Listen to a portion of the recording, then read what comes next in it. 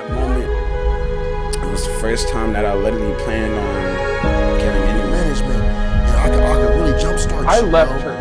I The way grew to he love it and then I grew to hate it. abused me was I am completely 42 different. years old, born in Armenia. I felt lost, confused. And he would just come in and he would just cry.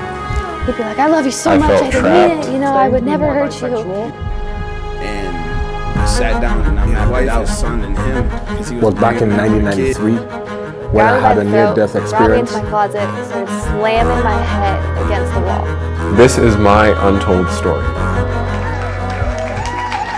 Hey guys, welcome to The Perfect Prescription with Dr. Chi.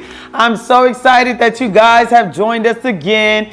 Shout out to my live audience. Thank you guys for coming in. I'm so excited. I know that these topics that we've been having are like deep conversations. And so we're always trying to push the boundaries to get and talk about things that usually people don't or shy away from. Because the whole point is to be healed, to build a resilience, to talk about the past so we can move forward. So today is no different. The topic today is trauma in men. And we want to break the stigma of men not talking about their emotions and So some good. misconceptions that even women have with men. So I'm excited for my guests that have joined me today. So we have my guys here. We got Elisha here. Say hey. What's up? All right. And then we have Chanty here. What's up with it, y'all? How y'all feeling? And then we have Patrick. How's everyone doing? Awesome. I'm so excited that you guys have joined me. I really appreciate you guys being here. It's an honor. And you guys said that there's nothing off limit. No. Because not only do the ladies need to know, but men need to know too. Because some things that men want to talk about, they don't know how to talk about it. Absolutely. So being able to have this conversation will open doors. And the whole reason why I created this platform is because there's already a stigma in mental health, right? And there's a stigma about therapy and how to talk or communicate because people look at it in a place of fear. So I wanted to create this platform where it's conversations like this with someone like me as a mental health practitioner and even family practice and holistic approaches and sports and all these other things that we can go in depth with these conversations where people like, okay, that wasn't that bad. Okay, I can do that. I can keep doing that once a week. Maybe twice, but you know. But anyway, so let's get started. Y'all ready? Are y'all ready? Absolutely. Okay. But first, I want everybody to get to know you guys so that there's some context behind who you are. And so even with me, how I met you guys, I've actually met you guys more recent, maybe a couple months ago. The first 40 day, 40 night that Yeah. we went to. And so when you guys came, I prayed over you guys. And then you guys actually rededicated your life to Christ, right, as well. So talk to us, tell us what's your name, where are you from, and yeah, just give us a brief history. So I'm Elisha. I'm from Southeast DC. Things was pretty hard growing up and stuff, but I've always known about God growing up, been in and out of churches, touched almost every religion and just Wow. dabbling into things. But I've learned about a whole lot of stuff. It really messed me up. Been abused and stuff. Just a little bit of who I am and stuff, but yeah. What's up with it, y'all? I'm Chauncey. I'm from LA, the West Coast, West Side. No. My name is Chauncey. My thing is I'm an artist, I'm a singer. I've been, in and out of churches and things like that, but, finally have my church home. I'm a man of God. Growing up here was I had a pretty easy life, I want to say, but there were just some difficulties along the way, and things like that. But by the grace of God, I'm here. So Amen. How are you guys? My name is Patrick. I'm from New York. Grew up in New York. I moved out here in 2020. There's a lot of reasons why I moved out here, but the biggest reason was I kind of went through a lot of like mental problems, which we're going to talk about today, which kind of just suits what we're talking about. But I kind of had a different upbringing. A lot of people wouldn't expect what I tell them, how I actually came up and like how I live my life. Wow. But they would they look at me and they think a different way than when I tell them. They're like, oh, I wouldn't expect that. So yeah, I had a tough time. I'm a music producer, and I've always been drawn to music. I never realized that till I moved out here. So I definitely love being out here, but I never forget like my roots though too, like where I grew up. So that's something about me. Okay, let's stay there. Okay. So you talked about you being from New York and that people may see you one way, but yet your life was totally different. Because I know that a lot of people look at me now, but you have no clue of where I've come from, right? So like, talk about that. Like, how was your childhood, and what are things that people may perceive one way, but it's totally wrong? Yeah, so I feel like the most obvious thing is like my appearance. So the way I look right now, like this year, I didn't look like this before I moved here. How did you look? So my face was different, like a different weight, different height, like just everything about me was different, but just like my face, the way I look, I didn't have a beard at all. So it's just a lot of stuff. Like if you looked at me when I was 16, you wouldn't, it's a whole different person. So, cause I'm 23 now, I just turned 23. And a lot of people, they would think I grew up a certain way, but in my childhood, like I had a physical family, but a lot of people that have a single parent actually grew up with a stronger family connection than I did with two parents in my life. Okay. Yeah. And one of the things is because I got beat by my dad, like that kind of drew me away from my dad. And then I got bullied in middle school and high school, elementary school, for like the way my mom was, because like the culture that I was like from, because I'm European. So a lot of stuff was just like different. New York, you also get picked on a lot too. You know, you kind of like try to fit in with the crowd. Like that's what you want to fit in with. You don't want to be like the kid that stood out. And I was always the kid that stood out from everyone. I looked different. I like talk different, because English isn't my first language either. I took ESL, so English second language. So I got bullied pretty much because of that, and also the way my mom looked, the way she was. Then my dad beat me, so it's like I was drawn away from my parents and away from my family. So I always felt like I was really alone when I grew up. And that's why a lot of stuff traumatized me the certain way it kind of led up to before I moved out here. And so how's your relationship with your parents now? With my mom specifically, like she was the only one that was out of my two parents that were like there for me if need be. But with her, it's kind of just been like on and off, because I don't really know exactly why, because I don't want to make something up and lie about it. So I don't know why it's been on and off, but it definitely hasn't been like the full recovery, like, you know, talking to them a lot, calling them, like I just don't feel that like love. Connection. Yeah. That love. I think that's what it is. Like I never really received love from either one of them. Like the first person I received love from was my only relationship I ever had, which was this year. Wow. That was like the first time in my life that I felt like, not true love, like just any type of love from another human being. Because I've love from God, but from a human being, I've never felt that from them before. And because you never felt love, do you believe that you know how to give love? Like I always thought in my own head, it's like, oh, I've never been loved, so how am I going to show someone love? But it's actually the opposite. Because I never was shown it, and because of everything I went through, I wanted to give someone that I never had, like something that I never had. That's what it kind of felt like. Okay. In third grade, how old is that? How old is that? Like 7, right? 7, 7. 8. Like so 7 being physically abused, right? Yeah. That caused you to be in a place of isolation. Because the thing is, I'm always talking to parents and they don't believe children at that age and even younger are able to remember this type of things, right? I remember it clearly. Exactly, right? And what about you, Chanty? I know you said I had a pretty easy life. Oh, okay. So what that look like? What that look like? Let me really reiterate that, because you know that was I feel like just sometimes I go into autopilot mode. Yeah, and some people look at that like, what do you mean? What's an easy life? Easy life, yeah. Growing up, you know, I had this struggle coming into the world. I was born 1 pound and 15 ounces, died 3 times, and came back to life. But growing up, I want to say, you know, let's not just pass that over. I died 3 times and I'm back to life. Like that's a big deal. Like no, on everything. Like the story behind that, even like my mom, she wasn't the best carrier. So I think it's something to say, especially with Black women, that they, you know, with having complications with birthing and things like that. There's something to be said about that. Yeah. Because a lot of people don't even know that a lot of Black women miscarry and end up losing their baby in the hospital more than every other race. Yeah. Like that's statistics.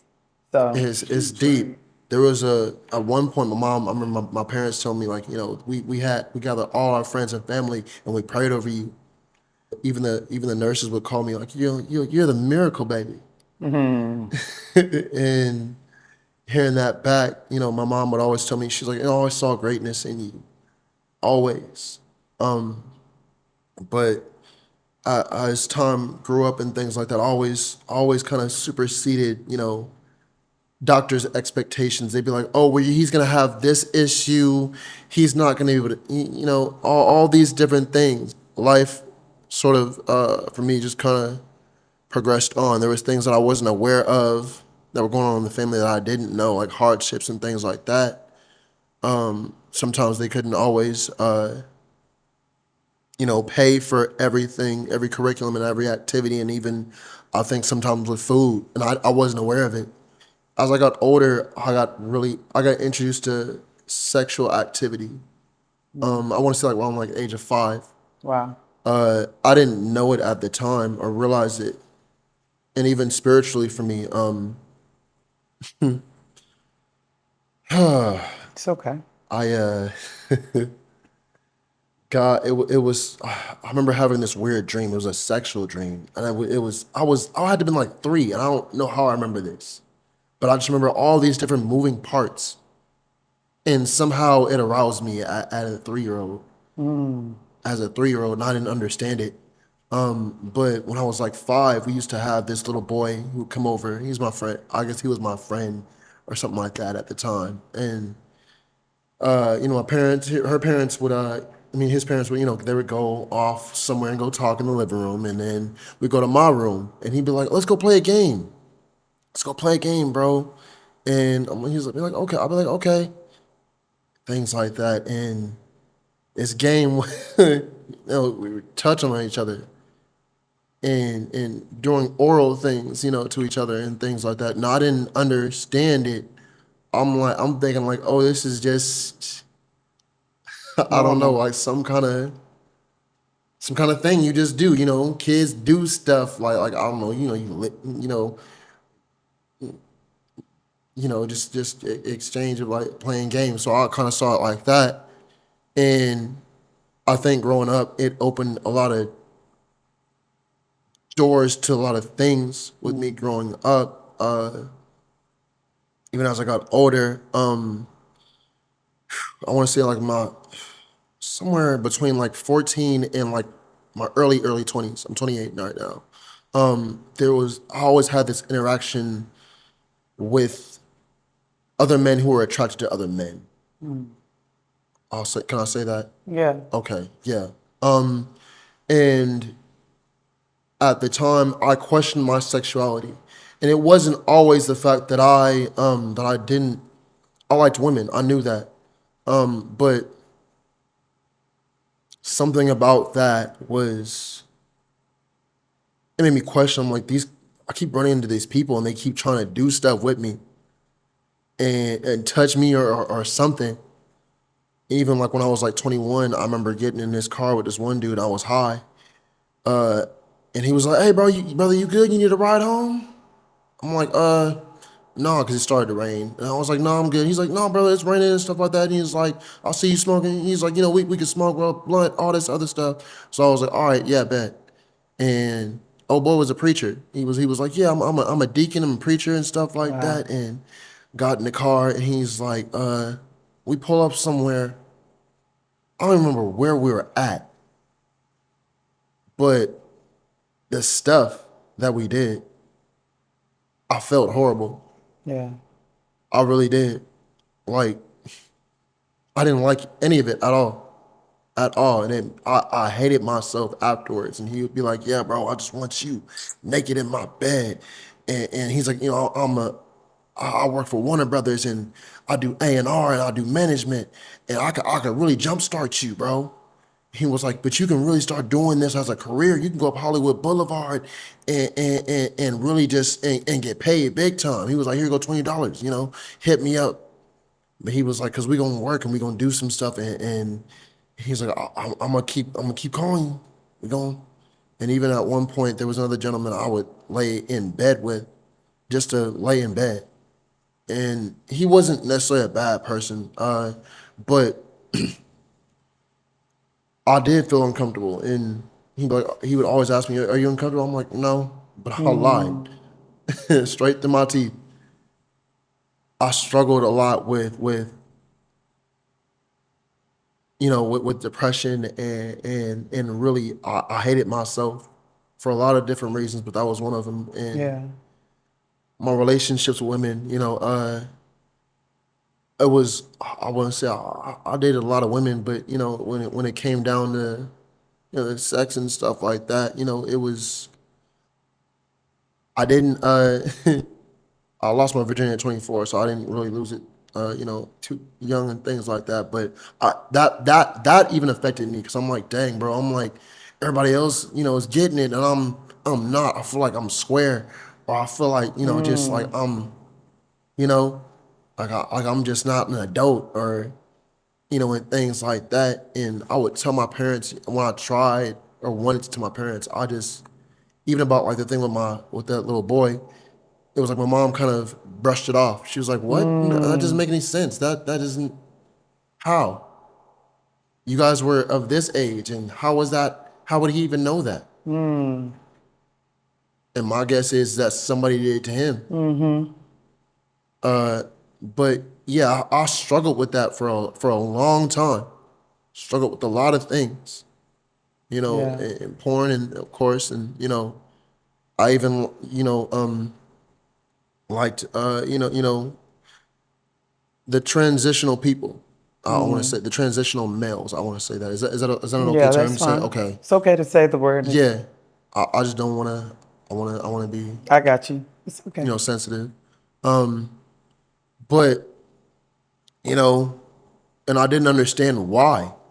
You know, I just saw them as okay. This is kind of things sort of became a fantasy for me, and it was a real big struggle. All these different relationships, I could never seem to. They were all either on or off, or I knew somebody for several years, and I held a lot of weight, held a lot of anger in, and I didn't I didn't understand what to do with it. And I would pray when I in my teen years and things like that. But as things got mentally harder for me and things like that, my parents would kind of brush off my depression. They'd be like, "What are you depressed about? You've had a great life." But and I've done a lot, been able to do a lot, been privileged to see a lot of things and have a lot of things, that people in my family haven't done or seen, but so I kind of had to live up to that standard, but I rebelled at the same time a lot, especially in school. But it was a lot. Yeah. It was a whole lot. Tell us a little bit about your childhood. Can I be really real? Oh, I want you to be really real. Like a trilly real? Like deep scuba dive real. All right. As real as you're comfortable with. I'm comfortable. That's what I'm asking. Okay, absolutely. Growing up, I actually hated life. Okay. I always thought that I was a problem child, and I thought that I was a mistake. When I heard the way that I was conceived from my mom, I hated my father. I still never met him to this day. But when I was 3 or 4, that's when everything started for me. Yeah, I did find music at that age, and that was something where God gave me to keep me out of trouble and alive and a lot of things. But outside of that, I was getting into fights just to make it to school, get home to my mom's house, get down the block, get up the block to the store, wherever it was. I've been bullied. I became a bully. I hated life. I was almost killed numerous amounts of times, almost died numerous amounts of times. I was abused emotionally, physically, sexually, mentally, psychologically, any way you could think. I was abused. First time I remember being introduced to anything, I was in preschool. And I was in timeout, sitting in the corner. This little shorty pulls up on me, just asking me all kinds of sideways questions. I'm like, how do you know this? We're like 4 or 5. She's like, oh, I seen some things from my mom and dad.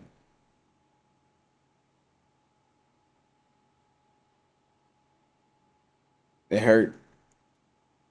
I was uncomfortable.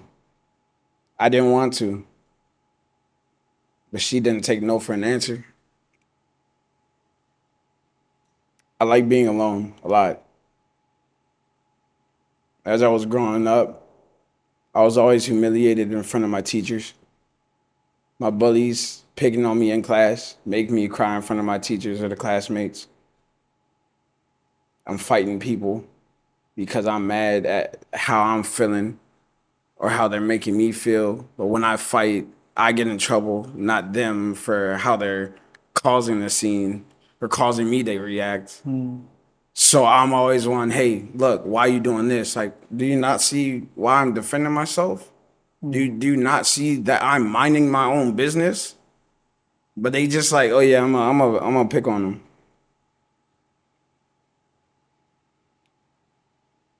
When I was 5, started seeing things in the house, and I didn't know what I was seeing. It was like figures in the house just walking, like shadows. I'd see like lights in the house, but I'd see more shadows than anything.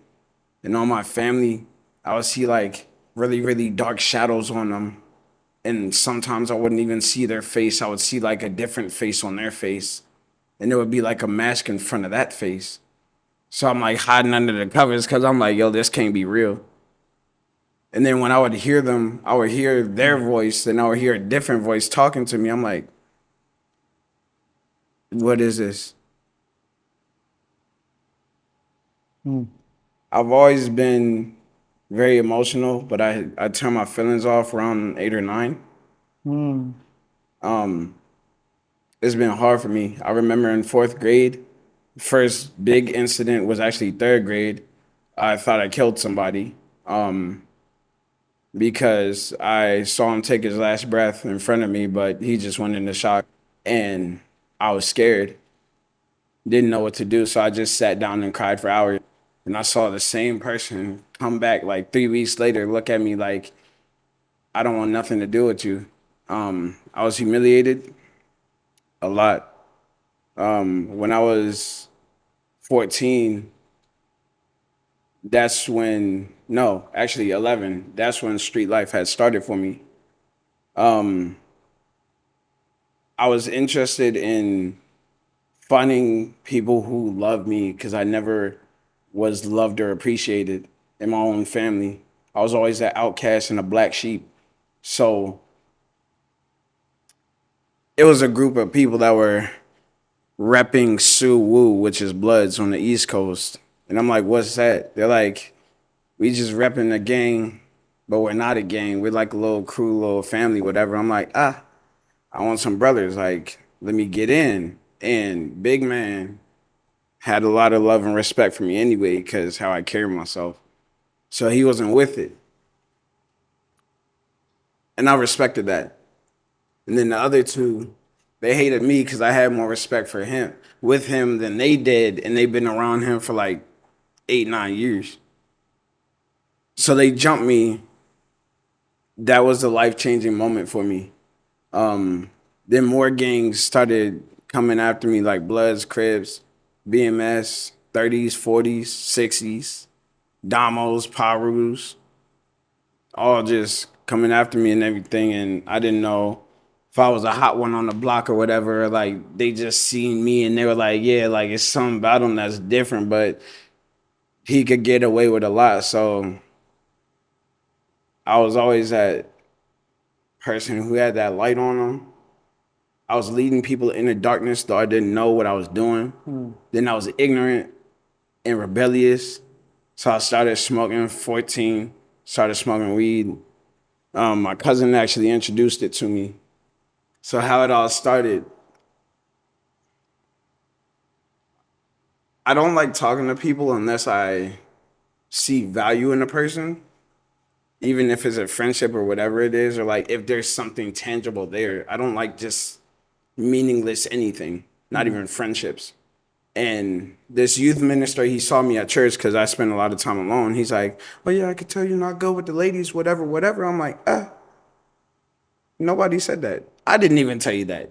I just like being alone. He's like, "I could have ladies like this around you, flocking around you, doing this with you." I'm like, "You supposed to help me with my walk in God, like not worried about this, like no."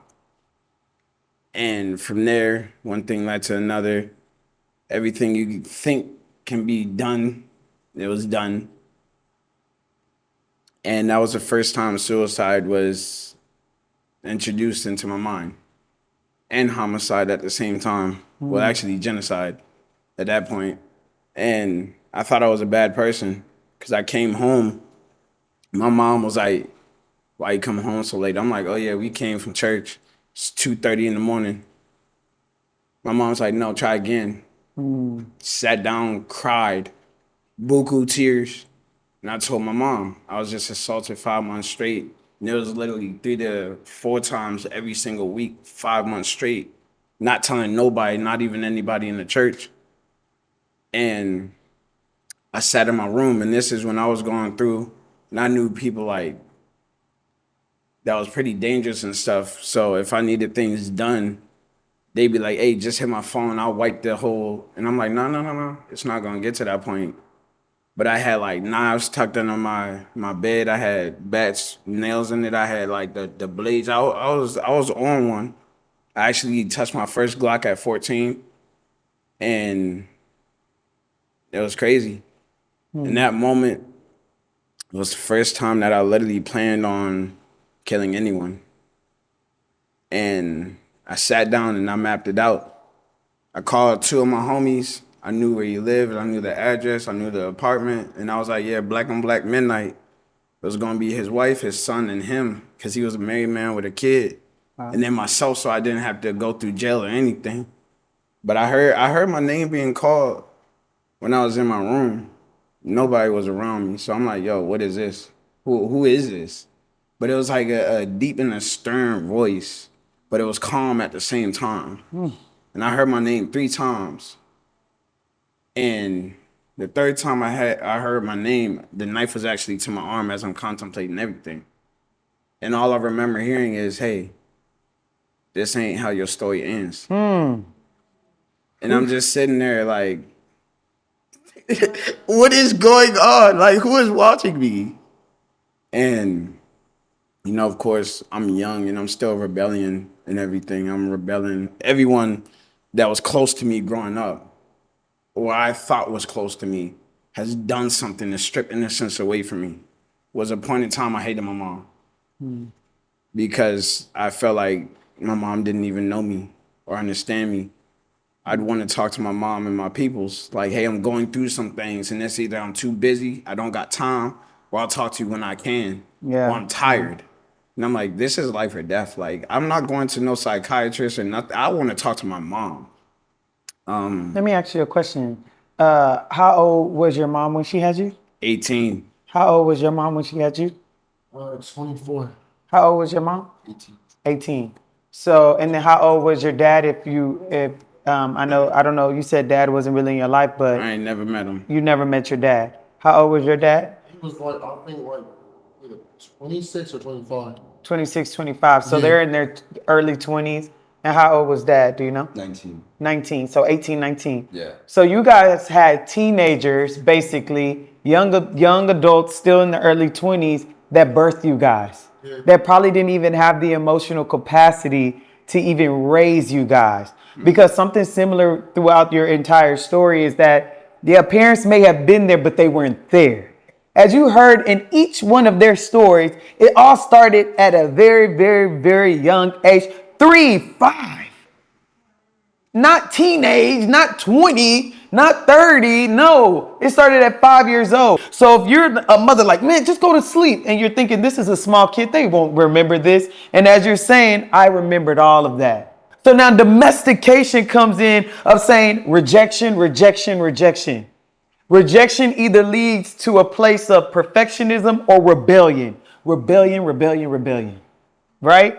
So, or even perfectionism. Okay, how can I be loved? Because I'm not receiving love. Maybe it's me. Maybe if I change, they'll love me more. Okay, then it gets to the point, no, you're not loving me, so I'm going to rebel anyway. I'm going to go to the streets, and maybe the streets will love me. Or I'm a smoke, and maybe me being bad, you'll say, come here. And now that's some type of love. At least I'm getting some type of attention. How it was. Exactly. That's how it was. So people have to understand that when you have a child, and we did a mental health experience, and I think Savannah's actually here because we had youth versus parents to say, look, this is what we're going through. And actually, I think it was another young lady, and she brought up and said, hey, parents, I want you to understand, when we come back from after school and we want to talk about our homework and about our day, and you're like, no, I'm too tired.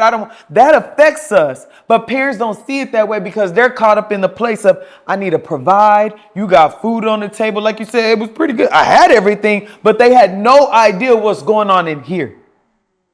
So yeah, it looks good on the outside, but I'm being tormented on the inside. And you have not asked me, how's your mental? And actually care to go deeper in the topic. So me doing everything in life, you're like, oh, he's doing great. And has no idea about that person is really broken. Let me take it to Patrick, because I know one of the biggest things you said that you've only been in one relationship. We talked about emotional maturity and the capacity. So how did that even come about? Because you were never taught that. Yeah, I work with an artist that they were a narcissist and a manipulator before I met this person in a relationship, and they basically were trying to use my beats. And they took my tags off all the beats, and then they were saying that like they were theirs, and they manipulated me.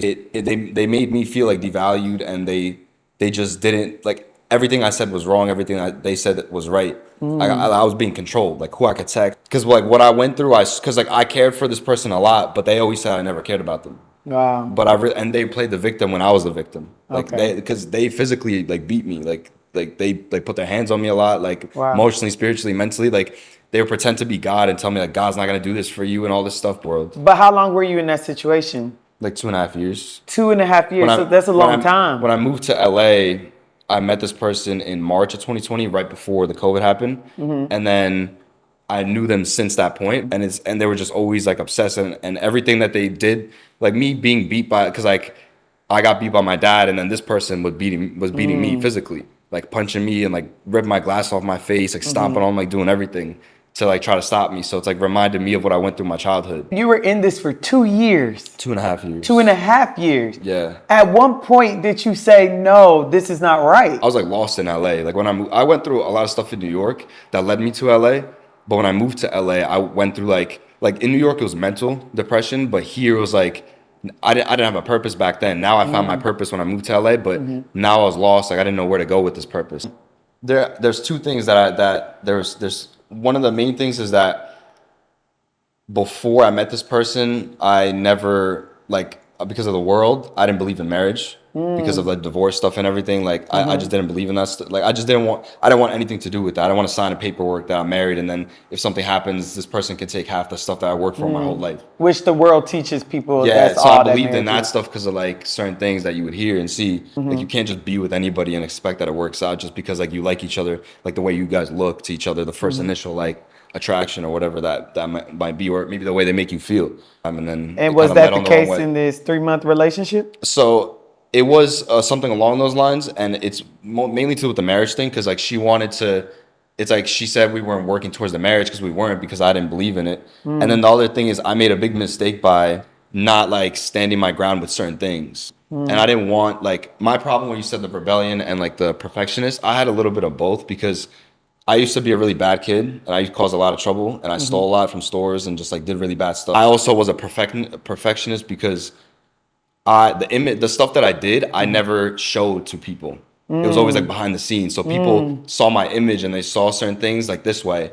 But in my head, I'm like, they think I'm like this, but they don't really know who I am. So it's like they see all this perfect stuff, but that's not who I really was. I just made it seem like that because I didn't want people to know and think that I was this type of bad person. To people. Okay, because let me take it back to 3 years old, right? Was it 3? With that, I was 6 or 7. 6 or 7. Did you get that? Because that sounds like one of the most prominent times with your interaction with your father. Did you get beat by your father because of any rebellion or acting out or being something that he did not know you were?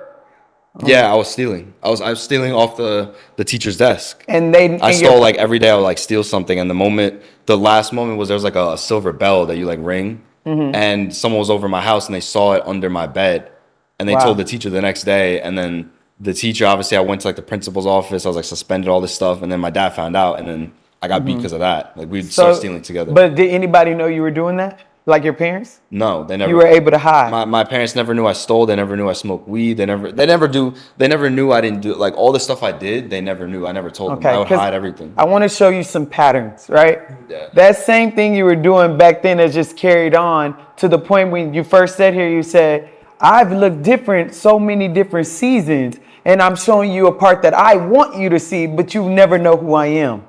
I may look like this, but even then, you don't know who I am. And it may be a fear of, if they really knew who I am, would they accept me? Because of going all the way back to this 6-year-old when you got beat for it. So a beating may have been physical, but it may be that if they really, like for instance, your girlfriend, if I don't really stand on, this is me, will she leave me? That was part of it. Because when I made the mistake of like allowing it to happen once, I couldn't go back. And that in itself is a whole nother thing, because when you even figure out what is love, because everybody has their definition of it. Yeah. And for you to have never received love is that you've created your own definition of what that looks like and feels. And so with even this person, because if we were to go deep, love is supposed to be unconditional. So this person wasn't necessarily unconditional to you because the relationship came with conditions. But it's something that there's a hole missing in your heart. This is what I say, y'all. Like when you go through trauma, it's like bullet wounds. And you guys all have your own separate traumas. So it's bullet wounds. All this marijuana, Band-Aid. Being in the streets, Band-Aid. Being in love and having this relationship, Band-Aid. It fulfills the hole at that time, but that Band-Aid consistently falls off. So when these things are falling off, you're still bleeding out. So the point of all that is to say that what happens now is that we got to get needle and thread, and we got to sew this sucker up with no lidocaine. Because if you put lidocaine, which numbs it out, that suture will bust, right? But when you put it with needle and thread, with no numbing cream, and you feel it, it becomes a place of wisdom. If you can change the perspective of the storyline to say, I went through this, but it was because of X, Y, and Z. If I didn't go through this, I wouldn't be here. And let me say it for me. I've been through so much trauma. That's why I can hear your stories and be like, oh, okay. Because probably add your stories together and that's one. Right? But if I didn't go through all of those things, right, I wouldn't be able to sit across people and tell them, okay, this is how I can help you. This is how I can help you. So God will he didn't do it. He will allow the enemy to think that he's doing something to put you in a position to help the lives of many. So in your storylines, it got to be in a place of where can I change the perspective so that the harvest that is connected to me, my testimony is about to heal them. With both of you guys being abused by people that were in the church, a place that's supposed to be a place of healing, a place that is of God, the opposite of what I've been going through. I'm coming to this place because I heard this is the safe haven that can protect me. How did that situation of being abused in the church affect your relationship with God? With me, it didn't entirely change my perception because, like I said, I was kind of like talking about this a little bit like off camera. I understood that you just got some people in the church that are what's the term I'm looking for? That people be peopling? Yeah, people be peopling. Yeah. People literally be peopling in the church. So I understood because even with my walk with God, I walked away at one point, even though I grew up in the church. But when I came to him, a little bit like yours, actually. So he came and called you. He came and talked to me. Like, I'm high in my grandma's room, just high as crap. And we'd have these conversations, though. And at first I'm thinking, I'm kind of thinking of it like as like my conscious. And then as I started to understand, this is God. And I remember I was high one time. I'm looking in my grandmother's room. I'm sorry. I'm looking in my grandmother's mirror. Excuse me. And I'm just high, and I'm in this this sort of, how do I put it? Y'all ever watch Star Trek or Star Wars or something like that? You know how they go through them little space portals or something like that? It was like that started to open up in the mirror. Wow. And I just hear, ha ha ha ha. Yes, my son, yes. Ha ha ha. I'm like, I'm either high or I'm tripping. Or so I gotta be. He's like, no. This is not. It's not it. And it wasn't always audible, but sometimes it'd be like this stern, but like thunderous, but like just calming voice. Or other times, it would just be like kind of like fatherly. And it's interesting that you picked up on some. I don't mean to stray away. No, but you picked up on something of like the relationship between with parents, and I always wanted to get closer with my dad and connect with him. Like even now, if I told anybody anything, it'd be my dad. Okay, so let me stop you on that. Yeah. Have you spoke and told your parents about your past?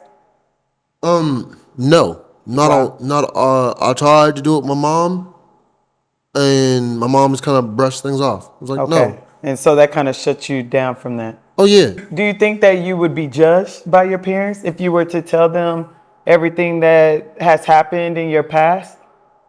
I don't think I'd be judged. What it is, how can I explain it? Y'all both took drinks on that question. They're like, it's his story. It's kind of hard to explain because both of them had different lives, but both of them dealt with abuse. So you've had those conversations with your parents about their past? My mom more so than my dad. Okay. My mom would tell me about my dad's past and things like that. My grandfather on my dad's side, he was a preacher and stuff and things like that, but he wasn't he was a dad, but he was a father, but a lot of trauma was put into him, and he projected it on the kids. He didn't get the worst of it. He got the less of it, and that was still bad. You feel me? Let me ask all of you about, just to raise a hand, who has sat down with their parents? I know you already answered and said, like, let me tell you my past, but before even doing that, saying, tell me about how you grew up. How many people have done that? You've tried. You've never done that. I was never able to tell my parents because I just never felt comfortable to tell them. So my aunt asked me. Okay, comfortable. My aunt asked me if I was okay with her telling my mom. So then she told my mom, and my mom started kind of looking at me a little bit, and she would kind of see certain things, but not right. And then she told my dad, and my dad thought I was making it up. And so all of you say you've never talked to mom or got that. I definitely have tried to talk to my family, like my mom, my cousins, aunts. Everybody just looked at me like I'm funny. They thought I was lying too. They thought I'm always high or drunk. They thought I was just sweeping things under the rug or just exploding on just the smallest thing. And they thought it was just something that happened overnight. They thought it was a problem that I was addressing because I didn't like something else that was snowballed. But in all reality, it's been tucked under rugs for years.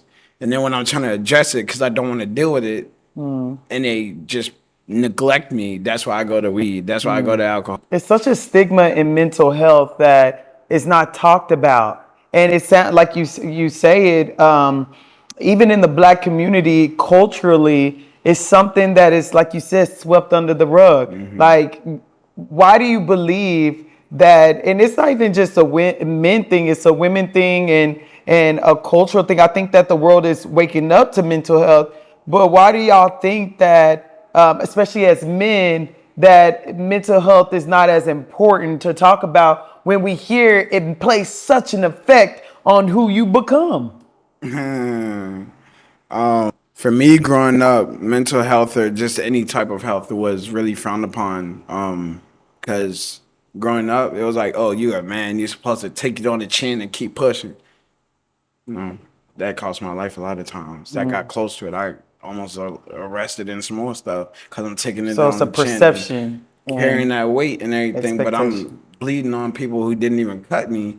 Well, I'm exploding on those who didn't even shake me. And I'm just sitting up there like everybody else got to take it because nobody dealing with what I'm trying to get off my back. Or I'm just going in the studio for hours just crying on the mic most of the time. And then when I'm crying, they like, man, grow up here. You ain't supposed to cry. Like, who told you that? So I'm just sitting there, all of this emotion, I'm trying to cry and let it out, but I'm looked at for crying and letting it out. Then I'm holding it in, and everybody's like, let it out. And I'm like, what do you want me to do? Pick one. Right. And then you taking even back to your childhood, that being exposed to crying in front of teachers, that brought on shame. Yeah. So me talking about my feelings now is shame. Do you see how that connection, that pattern is? That if I show my emotions, this is going to bring a level of shame, or this is going to bring a level of rejection. I already know what that feels like, so why go through those emotions? Let me just numb myself up, let this thing go away. So what do you think, Chanty, just really quick on why do you think that it's such a stigma on mental health in men and being able to talk about it? Because I think you just agreed with Patrick with saying that it's uncomfortable, but why do you think society as a whole don't speak to men about this? Because it's not just the fact that it's uncomfortable, but like at the same time too, you know, as boys, as young men, we're taught to, hey, you know, suck it up. But not only that, like sometimes you don't even learn it from your family. Sometimes you just learn it from people around you because you're trying to be like them. So you like, all right, bet. I'm not about to talk to them about this. And then even when you do sometimes, you know, they don't make room for that. Because you have some people that will listen, but they don't make room to listen. They'll be like, oh, like how we just said, they'll shut you down. And be like, oh yeah, well, I hear you. Like my parents would always tell me, you know, you can talk to me about anything, but I'm not about to talk to you about anything because every time I do, it's, oh, my life was harder than you, was way harder than yours. So they always bring that up. Yeah. Okay. So I'm saying, like, you know, and you know, you have, and I think it's something not with all women, but for some reason I don't understand what it is. But you'll have some women who will hear you. They'll hear their girlfriends, but when they come in hearing a man, it's like, bro, what do you supposed to be this? So it's an expectation. Yeah, it's an expectation. You feel me? And that's a great point. Yeah. Do y'all feel like when y'all were in relationships that your significant other like truly cared about your feelings, or allowed you to a space to get this stuff off? I'm gonna pass that mic to Patrick first. There's been two things on my mind I wanted to say when you guys were talking. The first thing with the mental health thing is like, a lot of people in the world don't believe in stuff they don't see physically, and that's just a problem. And it's like that's good. That's even with God. They won't see it physically with God too. So yeah, they won't see it physically, so they don't believe it. Yeah. And the second thing is, okay. Say it. A lot of people just don't care about our problems. If you're a guy, they don't care. If you're a male, you got to figure it out. No one cares about it. Like just the honest truth. It's like you're going through something, figure it out. My question is, because we're talking about your past, and I want to give you guys some tangible steps, but I want to ask, like, who here still, and just by show of hands, who here would say that they suffer with shame? Still to this day.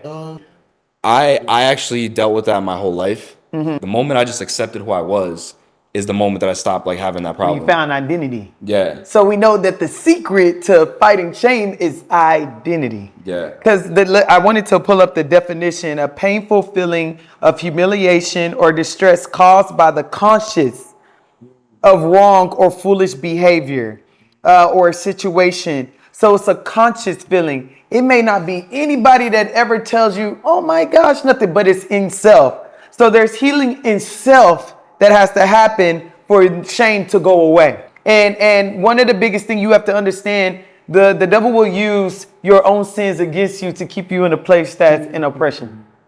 right? Whatever you felt like, oh, I can't believe I did this and this and this, and it goes against the norm of society, and it goes against the word of God, and it goes against all these things. I got to be in a place of shame. And guess what that is? There's several things. It's a band-aid, but it's also pride. Yeah. Because when it comes to what God says, that I've already died for this, I've already put myself on the cross so you don't feel all these things, but you're like, no, I want to stay in this place because makes me feel better, and it makes me drink, and then I numb out, and you're still in this conscious place, even subconscious place of a reoccurring trauma to yourself. It feels good because someone that drinks and drinks and drinks, it increases your dopamine. Right? Dopamine is the feeling of, I feel good. So someone that has pain, oh, I can feel the pain. Oh, I feel good. I want to do it again. It's your addictive center. So the more feelings that you have when it comes to shame, okay, I'm so comfortable in this place of trauma. I'm so comfortable in this place of toxic. I'm so comfortable in this place of shame. I don't know how I would feel if I did find identity. I don't know how I would feel if I was healed. So someone that goes through depression, it's like you have all the tools to get out of this depression. I've had a patient that says, I'm scared of what it looks like outside of depression because I'm so used to this. Okay, what about unforgiveness? I think I have a little bit of unforgiveness. I forgive my parents to a degree. So do you blame your parents for where you're at now? I do and I don't. I say I don't because at the end of the day, I feel like when you get older, everything else is on you. Mm-hmm. But where I do blame them is that, like, okay, maybe it wouldn't be like Do you have that similar unforgiveness for your mom? A little bit, but it's more so ever, there it is, pain and hurt. That's what it is more so ever, and not just from my mom, just from like how I was brought up, the things I had to do to cope with how I felt, and how people treated me. I thought it was like a certain reason why all of this stuff happened. Like, oh my goodness, it's a whole lot, overwhelmed and everything. I was just thinking about like the time I was almost killed like 4 months ago.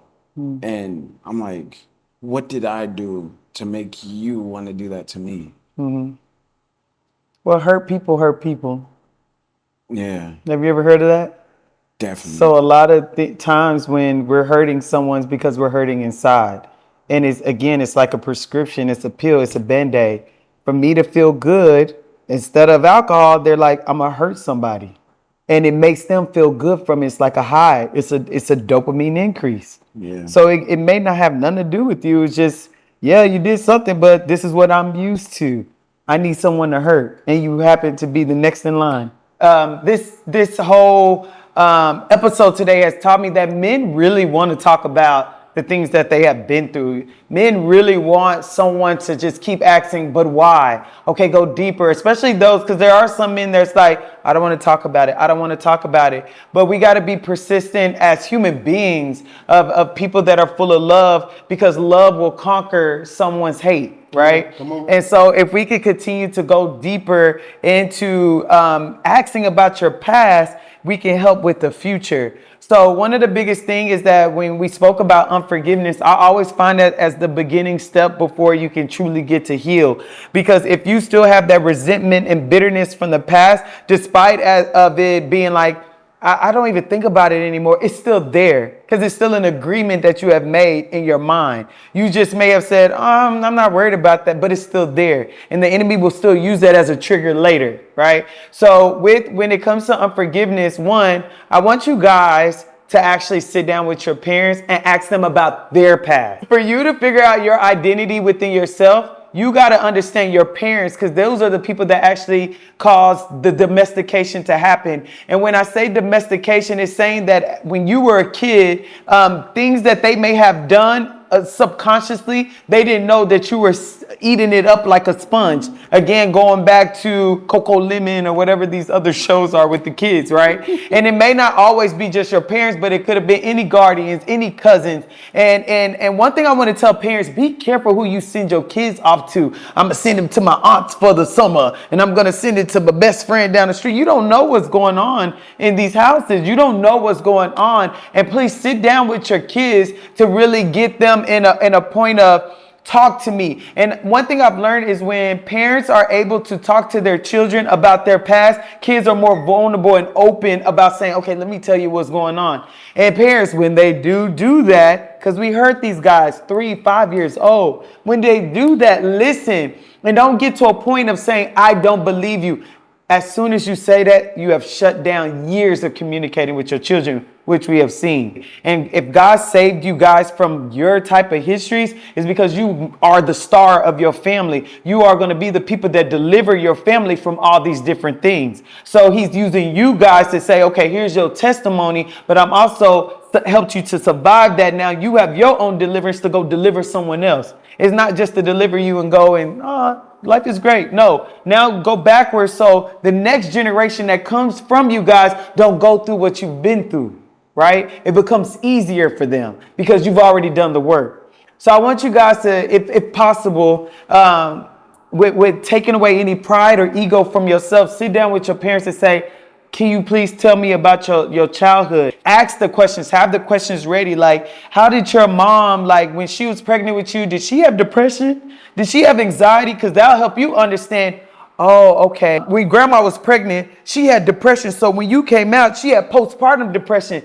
So she never connected with you. So you don't even know what connection is because you never had that. So you already had abandonment issues. And oh, you did it to me. I get it. So it's helping you to understand like where this came from, right? Especially with the pregnancy. So when you're asking these questions, okay, mom, when you were pregnant with me, did you have depression? Did you have anxiety? What about when I came out? Were you stressed? What was you and dad going through? Did y'all have anger issues? Did y'all have a good relationship? And then you'll start to say, oh, so you were running around with anxiety. So I picked up anxiety because I saw you. Okay, so that's normal. And you never told me that having anxiety was bad. So I didn't know that was bad. And that became a habit. Oh, I just happened to have this. Because I have kids that say, or even adults, I've always had anxiety. I don't remember a time of not having anxiety. Okay, did your mom have anxiety? Yeah, my mom had anxiety and my grandma had anxiety. So this was the learned behaviors that went down. So ask these questions because I promise you, you won't be surprised that the same pain that y'all went through, your parents probably went through it too. It's a learned behavior that's going to the next person, the next. Did you ever have suicidal thoughts? I did. Oh, did you have depression? Yeah, I had depression. Your aunt had depression. Your uncle had some abuse, so he had depression. Oh, this is a family thing. So y'all all trained each other. And then it came in me. You are shadow boxing something that you don't know where it came from. You trying to fight something, you like, I'm better now, but I promise you the enemy like, yeah, you good now, just wait. You haven't really kicked me out. You just said, I'm better now. I've learned a coping mechanism that's getting me through it. Marijuana got me through it. Drinking got me through it. But now I don't smoke no more. But so these thoughts are coming back, but I thought I solved this. No, you numbed it. You put a Band-Aid on it. Now to suture this thing up, I told y'all, no lidocaine. Going backwards gonna hurt. Talking to your parents gonna hurt because they may deny you, and now rejection comes back. There go that feeling again. But you're gonna have to fight and push past it. No. I can't lie. I know what the enemy's doing. I know that if I feel rejected, I'm gonna run. No, I'm gonna stay here. No, we need to have this conversation. Usually I'll go and like, nah, you already said no to me, and you did not know. Why don't you want to hear this? Because it hurts me. Oh, there we go. Oh, you've been running not because you don't want to listen to me. It's because you went through it and it's triggering you. Okay, it's time for both of us to heal then. Let's do this thing. I remember I had a conversation with my mom, and it was a couple things he actually brought up himself. So I do remember like my mom talking about how her mom was towards her and everything, and that's projected on me. But at the same time, I heard a story of my mom actually knowing who my father is, but my mom telling me she doesn't, to kind of like put a band-aid on the fact where she was assaulted and everything. So she tried to like make it seem like she never knew my dad, so it doesn't really bother me. But my mom knows my dad. And I had asked my mom, and as soon as I asked her, she had a splitting headache out of nowhere.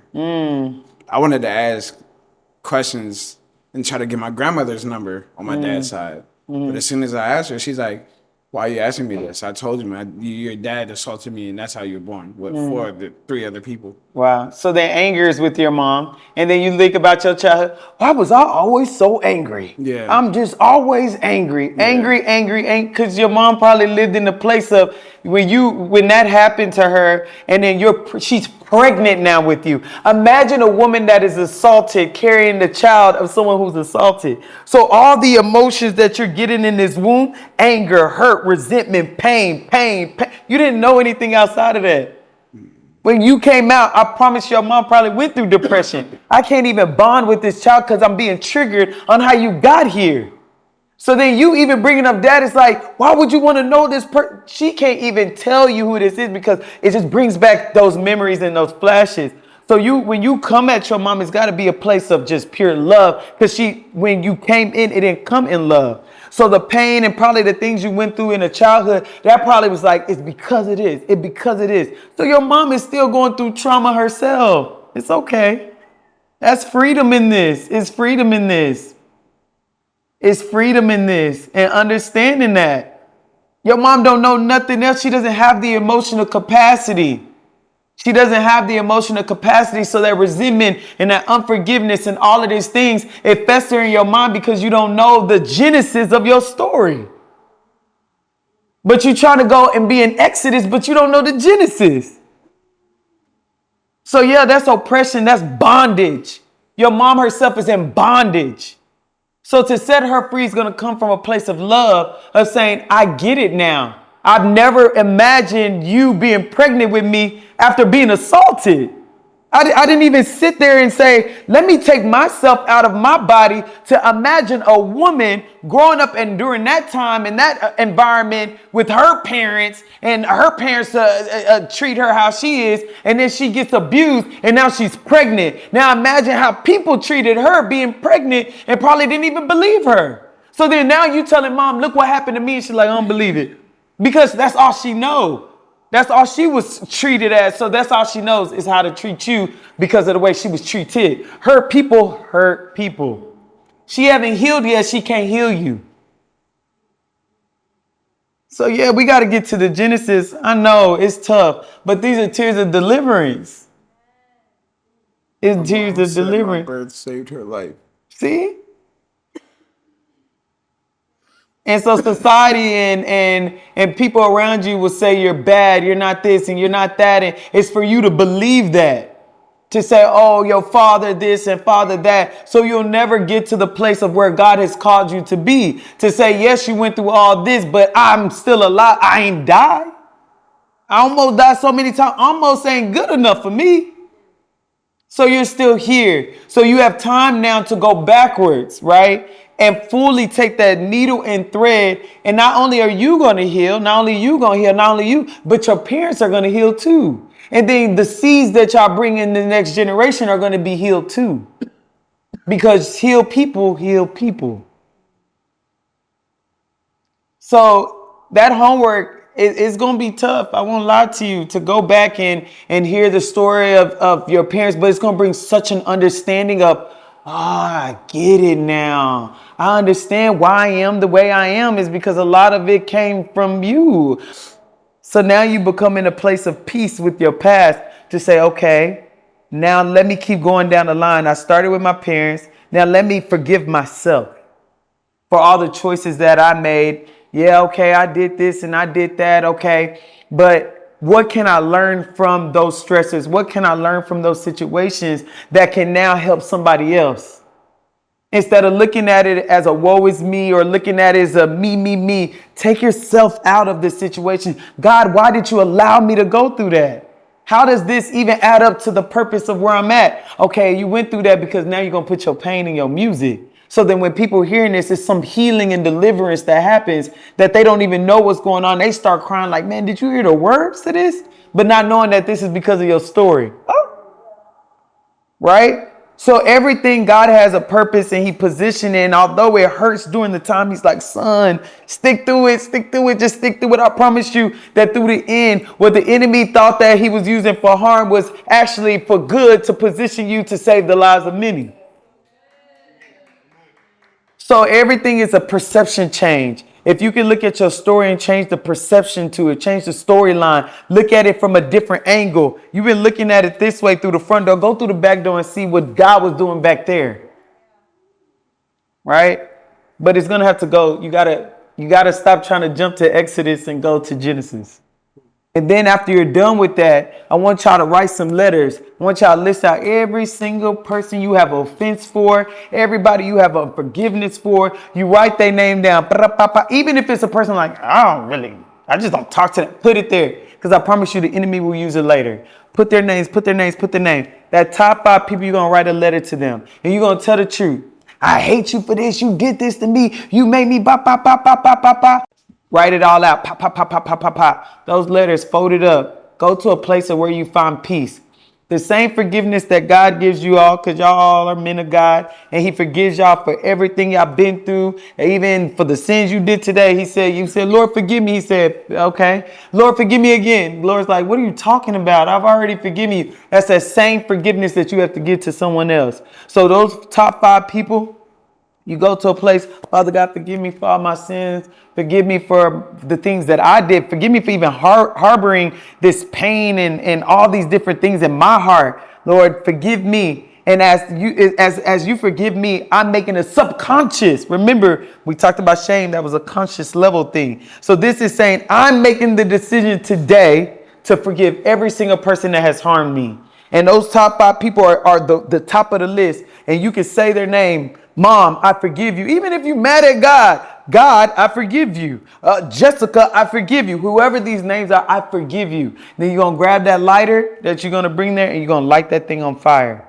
And you just light it off. As that burns, every pain, every resentment, every even memory that's connected where the trauma comes from is gone. You're making this decision for you because you're chewing on your own glass. That person's not in pain. You're in pain.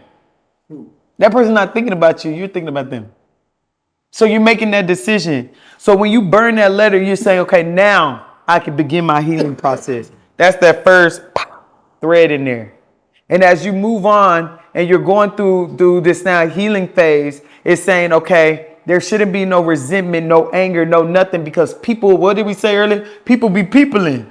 I can't change people, but I can control myself. I can control myself and my feelings and making sure that I don't feel offended by who you are, because now I've learned that you're probably a product of your environment, of your family, of your mother. So who am I to judge you? You ain't judging me. It's the same thing. And I promise you, if you do that, everything, the rest of this suture in here, it will become easier, because now the devil has no foundation to work on. He's working on the foundation of childhood. And honestly, y'all may be in your 20s, but y'all still living as 3-year-olds, 5-year-olds, 7-year-olds. You're not even your age. Because I can tell when y'all talking about the past, the emotion comes back. So you went back to 1962. You still there. That little kid comes out and starting to live. So this little kid is making the decisions of your life. It pops in, I'll protect you, you'll feel better. And then when you're good, it's like it goes back. That little kid, we got to put that kid to rest and say, thank you for helping me, but I'm good now. And that's the beginning. And then we'll have another episode to see how that worked out. Okay? Thank you, guys. Let's give it a go. All right, well, thank you guys for tuning in into this. This was a deep episode, and I'm so thankful for the guys here. They were very, very vulnerable. They were very open, and I hope you saw like you're not alone. So anybody that is suffering from any suicidal ideations, any depression, any anxiety, please reach out to The Perfect Prescription. Our information is on the bottom. Get you some help with some therapy, or even if it's medication management. But and we can also talk about holistic approaches, but get help. Don't wait. Until next time, it's Dr. Chi Chi with The Perfect Prescription. Thank you, guys. Thank you.